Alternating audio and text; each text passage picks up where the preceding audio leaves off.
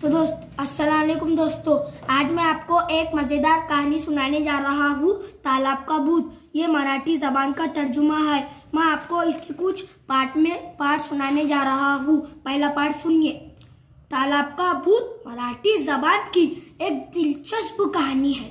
इस कहानी को पेश करने का मकसद दूसरी जबानों से उनसियत, दिलचस्पी पैदा करना है। इस कहानी में यह बताने की कोशिश की गई है कि भूत प्रेत कुछ नहीं होते।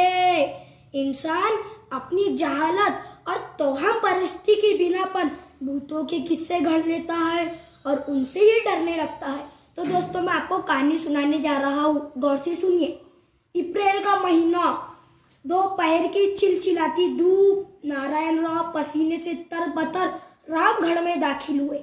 रामगढ़ के सरपंच उन्हीं का इंतजार कर रहे थे। उन्हीं अपने खेतों के कागजात की नकल हासिल करनी थी। दफ्तर में सरपंच उन्हीं का इंतजार कर रहे थे।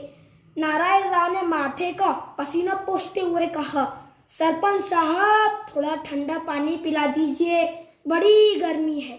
सरपंच ने मेज पर रखा हुआ लोटा और गिलास आगे बढ़ाते हुए कहा, जनाब, पानी हाजिर है, मगर एक गिलास से ज्यादा ना पीना। बड़ी मुश्किल से सुबह और शाम एक ही मटका मिलता है, वो भी 4 किलोमीटर दूर से लाना पड़ता है।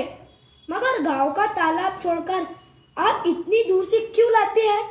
अजी जनाब, क्या बताए, ये तालाब तो गांव वालों के लिए एक मुसीबत बन गया है। वो कैसे? नारायण राव ने हैरत से पूछा। तो दोस्तों, आगे क्या हुआ मैं आपको दूसरे पार्ट में बताने जा रहा हूँ। दूसरा पार्ट देखना मत भूलना। Thank you.